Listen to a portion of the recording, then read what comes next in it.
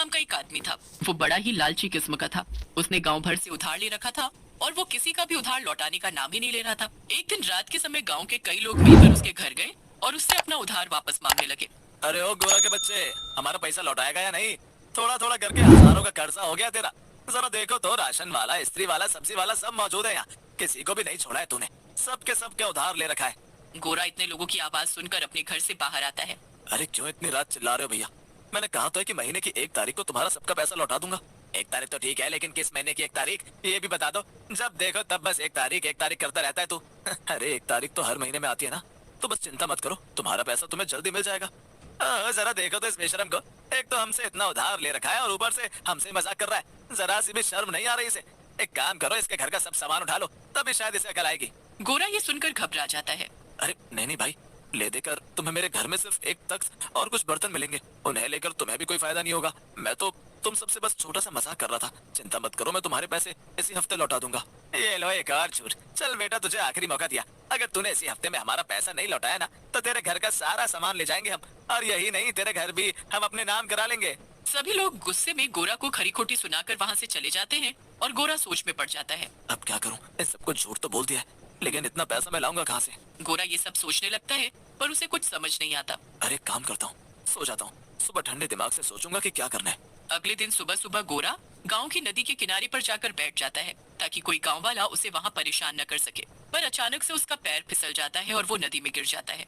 गोरा को तैरना आता था, लेकिन फिर भी वो नदी में ऊपर जाने की बजाय नीचे जाता जा रहा था। लेकिन उसने देखा कि वो कहीं और ही आ गया था और ऐसा लग रहा था कि मानो ये कोई दूसरी दुनिया हो। गोरा के गांव से एकदम अलग। दरअसल वो नदी जादुई थी जो कि गोरा के गांव को और इस अलग दुनिया को जोड़ रही थी। अरे भगवान, मैं ये कहाँ आ गया भला? ये तो कोई अजीब सी जगह है। यहाँ तो कई सारे घर हैं, लेकिन कोई इंसान क्यों नहीं दिखाई दे रहा है? तभी गोरा को किसी के आने की आहट सुनाई देती है। वो जल्दी से झाड़ियों के पीछे छुप जाता है। वहाँ पर एक भूत आता है और गोरा उसे देखकर दंग रह जाता है। अरे बाप रे, भूत! देखते ही देखते गोरा को वहाँ पर कई सारे भूत नजर आते हैं। असल में ये एक भूतों की दुनिया थी जो कि पानी के नीचे बसी हुई थी। लेकिन सभी भूत और चुड़ैलों ने बहुत सारे गहने पहन रखे थे और वो सब बहुत अमीर दिखाई दे रहे थे। वाह, लगता है ये भूत चुड़ैल बड़े अमीर है। पता नहीं यहाँ इस दुनिया में क्या काम करते होंगे ये सब जो इतने पैसे वाले हैं। लगता है यहीं से मुझे मेरी सारी परेशानियों का हल मिलने वाला है। ये सब तो वैसे भी इतने अमीर हैं। अगर मैं इनका थोड़ा सा सोना चांदी ले लूंगा तो इन्हें क्या ही पता चलेगा, और बदले में मेरा सारा कर्जा भी चुकता हो जाएगा। गोरा ने मन ही मन ये तय कर लिया था कि वो भूतों की दुनिया में चोरी करेगा और वापस अपने गांव में जाकर अपना सारा उधार चुका देगा। जब उसने देखा कि भूत और चुड़ैल वापस अपने अपने घरों में चले गए तो वो चुपचाप आगे बढ़ा। थोड़ी ही दूर पर उसे जो पहला घर दिखा वो उसके अंदर जाकर छुप गया। वो घर एक चुड़ैल का था जो कि सो रही थी। बताओ, एक चुड़ैल के घर में टीवी, एसी और फ्रिज तक है, और मेरे घर में तो बस एक टूटा फूटा तखत पड़ा है। छी, क्या जिंदगी है मेरी। ओह, लेकिन अब कैसे रोना? आज से मैं अपनी जिंदगी को अच्छा बनाऊंगा। गोरा चुपचाप आसपास रखा कीमती सामान उठा लेता है और साथ ही साथ उसे चुड़ैल की अलमारी भी खुली मिल जाती है। अलमारी में सोने चांदी के कुछ जेवर थे जिन्हें गोरा उठा लेता है और जल्दी से घर से बाहर निकल जाता है। वो सब कुछ लेकर वापस नदी के पास जाता है और नदी में कूद जाता है। तैरते तैरते उसे फिर से अपने गांव का रास्ता मिल जाता है और वो अपने घर चला जाता है। वाह भाई वाह, क्या बात है गोरा सेठ, तूने तो कमाल। भूतों के घर में चोरी, हाँ? अब कल ही जाकर ये सारा सामान बेचकर अपना उधार चुकता करता हूँ। गोरा घर चला जाता है और वो चैन की नींद सो जाता है। अगले दिन वो चुराए हुए गहने बेचकर सारा उधार चुका देता है।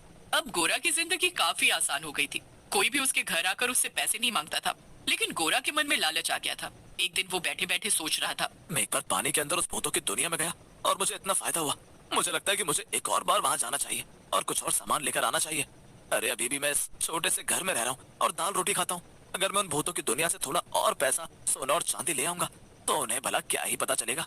ये सब सोचते हुए गोरा ने एक बार फिर से ये तय कर लिया कि वो भूतों की दुनिया में वापस जाएगा और एक बार फिर से चोरी करेगा।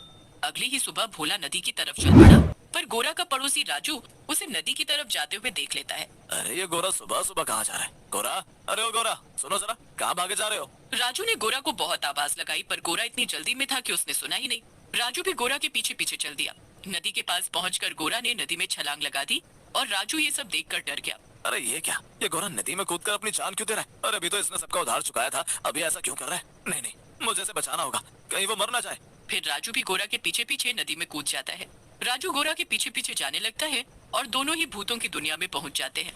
अरे दादी री, ये मैं कहाँ गया? ये कौन सी जगह है? और ये गोरा भला यहाँ क्या करने आया है? राजू चुपचाप गोरा का पीछा कर रहा था। तभी गोरा एक घर में घुस जाता है और वो घर में रखा हुआ कीमती सामान उठाकर अपने पास रखने लगता है। अरे गोरा तो चोरी कर रहा है, मगर ये घर है किसका? हे भगवान, मैं इसे बचाने आया था लेकिन लगता है मैं खुद ही किसी बड़ी आफत में फंसने वाला हूँ। तभी वहाँ एक चुड़ैल आ जाती है। वो राजू को तो नहीं देख पाती पर गोरा को देख लेती है। ओह, तो तू ही है वो चोर जिसने पिछली बार भी हमारे इलाके में चोरी की थी। तेरी इतनी मजाल कि तू एक मामूली सा इंसान होकर हम भूतों के घर में चोरी करे। तेरी तो आज खैर नहीं। चुड़ैल गोरा को पकड़ लेती है और उसे रस्सी से बांध देती है। राजू वहीं छुपा ये सब देख रहा था। यही रुक तू, मैं अभी जाकर बाकी के भूतों को बुला कर लाती हूँ। फिर सब मिलकर तय करेंगे कि तुझे कच्चा चबाना है या फिर तेरी कोई डिश बनानी है। अरे भगवान, ये मैं कहाँ फंस गया? मुझे इतना लालच नहीं करना चाहिए था। पहली बार में जितना मिला था मुझे उसी में खुश रहना चाहिए था। अब तो मुझे अपनी जान से हाथ धोना पड़ेगा। चुड़ैल चली जाती है और गोरा जोर जोर से रोने लगता है। लेकिन तभी राजू उसके सामने आ जाता है। राजू, तुम यहाँ कैसे है? क्या तुमने सब देख लिया? हाँ गोरा, सब देख लिया मैंने, और शुक्र मनाओ कि मैं यहाँ आ गया और सब देख लिया, वरना आज तुम्हें इन भूतों से कौन बचाता। हाँ तुम ठीक कह रहे हो राजू, पर इससे पहले वो चुड़ैल और भूतों को लेकर आए। खोलो मुझे जल्दी से। राजू गोरा की रस्सी खोल देता है और गोरा उसके गले लगकर रोने लगता है। राजू मेरे भाई, मैं तेरा ये एहसान मरते दम तक नहीं भूलूंगा। तूने मुझे एक नई जिंदगी दी है। अरे ठीक है, ये सब बातें बाद में करना। अभी चलो भागो यहाँ से, वरना वो भूतों की टोली आती होगी तुम्हें खाने के लिए। चलो अब जल्दी यहाँ से, वरना यही रुकना पड़ेगा हमेशा के लिए। राजू और गोरा भागते हुए नदी की तरफ जाने लगते हैं, लेकिन कुछ भूत उन्हें देख लेते हैं। वो देखो, वो रहे घुसपैठ, भाग रहे हैं। जल्दी से उन्हें पकड़ो और डालो कुकर में।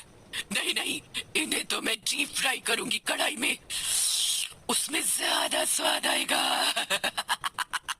अरे अरे, उन भूतों ने हमको देख लिया राजू, और ऊपर से हमें कैसे पकाते हैं वो भी बता रहे हैं। तो अब क्या? और जोरों से भागो, जल्दी से नदी में चलकर कूद जाओ, वरना फिर सीधा कढ़ाई में जाकर गिरोगे। राजू और गोरा दोनों नदी में कूद जाते हैं और भूत उन्हें नहीं पकड़ पाते हैं। दोनों तैरते हुए वापस अपने गांव में आ जाते हैं और नदी से बाहर निकल आते हैं। तो क्या ख्याल है गौरव भैया, दोबारा कभी जाओगे उस दुनिया में? नहीं नहीं भैया, सपने में भी नहीं। अब तो बस यही एक दुनिया है और यही